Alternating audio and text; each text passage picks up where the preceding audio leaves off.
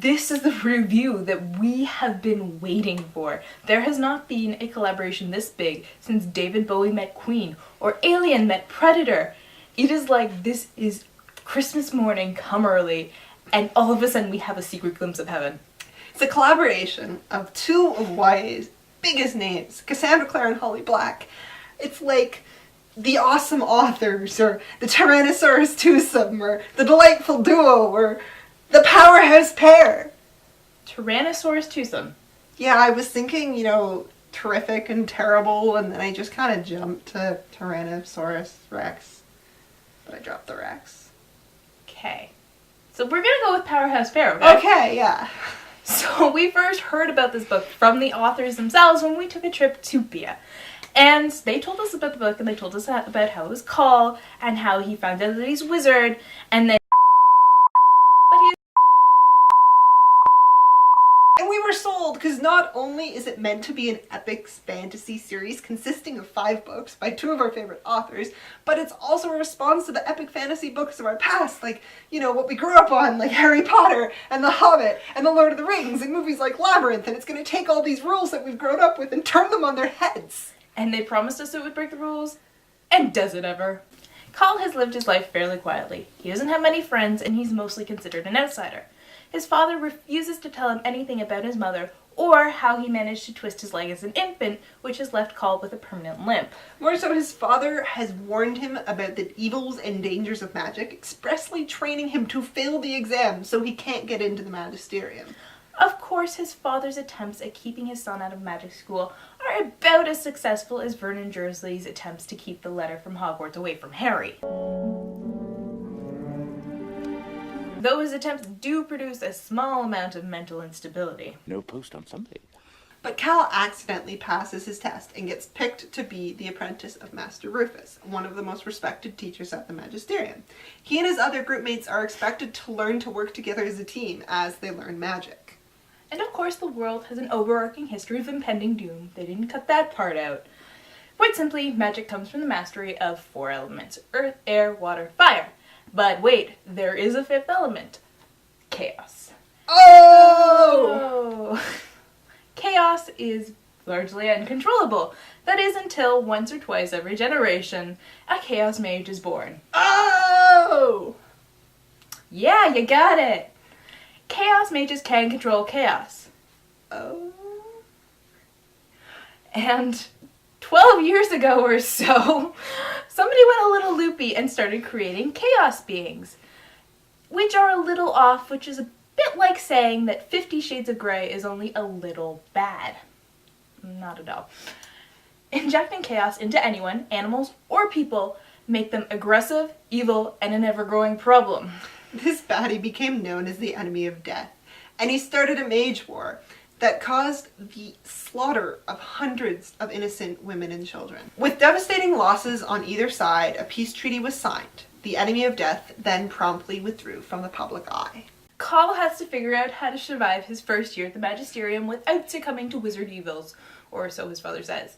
And he manages to learn a little bit about himself, and then a lot about himself that he'd rather not know. So who is Cal? He's a loner for one. His twisted leg made him the victim for bullying. He's also smart and curious. He's a little bit like Steve Rogers before he became Captain America, with less of a sense of justice and more of a sense of, I need to get out of here before the wizards burrow into my insides and use me like a puppet. His 2 group mates are Tamara and Aaron. Tamara is a bit like Hermione Granger, but without the insane lust for knowledge's sake, and more of an interest in getting ahead to please over-ambitious parents. And without the poofy hair. Cal describes Aaron as good old Captain America himself, inherently good, likable, and physically capable. Everyone likes Aaron, so naturally it's no surprise when damn, it's so hard not to spoil this thing. I think we're really lucky that this review has not become an exercise in how many bleeps we can use an episode. Theme and character development are pretty much off the table for discussion. Suffice to say, though, that plot reveals do hinge on what happened in the Sundering a few years ago and where the enemy of death has been since. And it's really good. You'd never guess that. No. The book develops its characters at just the right pace. It doesn't throw character development at you like beads at Mardi Gras, and it doesn't hold back either. It's begun to develop and define characters' wants and needs, toying with them just a little bit, so you know that the powerhouse pair are serious and planning to hit you like a wrecking ball later in the series. I came in like a wrecking ball. Safe topic. Safe topic. Ooh, setting. Most series like to take the ordinary and reverse your expectations to make it extraordinary, therefore creating wonder. Like in Harry Potter, you have a castle. Normal. Table full of food. Normal. Want a chocolate? Holy crap, it's a moving frog. Think a police box is just a police box, and then ta-da! So much bigger on the inside. Is that a wedding ring? No, it's not. It's a singing ring. Who can say no to that? The Magisterium cuts down on a lot of stuff. Yes, the school is an advanced network of caves and tunnels, but what you find inside the caves and tunnels isn't that unexpected. Sure, they eat lichen and mushrooms that taste like tomato soup and pizza, but that's probably the most outlandish thing you come across. The setting isn't really set up to wow you with visions of sugar plums dancing in your head. It's almost like, been there, done that, and then makes room for the good stuff like the plot. Did I mention how good the unmentionable plot is? And the ending is set up perfectly. We get a lot of questions answered. We get a lot more answers than we got in books 1 through 4 of Harry Potter. But we still have no idea where the story's gonna go, and it doesn't feel like sequel bait. You're left in this weird liminal space where you're satisfied, yet you're starved for more.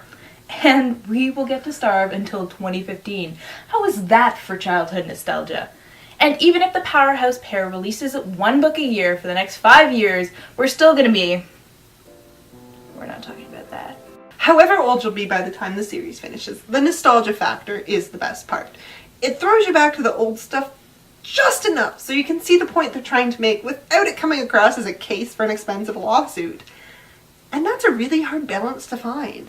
This book is exactly what you expect from these 2 authors, and you should get your hands on it as fast as possible. Faster if you can. But the best part, the waiting for the sequels will teach the younger generation the meaning of the pain we suffered when we waited for Harry Potter. And they shall know it, and they shall understand it all. So the waiting a year for the next book is really getting to you, huh? Well, you know what? 2015 will be around sooner than you know it, and think about how satisfying it'll be to get your hands on it after waiting so long. That's a crock! Yep, but you just keep telling yourself that until you can smile through the pain. Smile through the pain. Smile through the pain.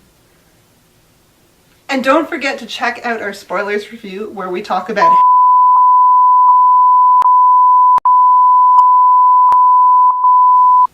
Bye guys! Bye guys.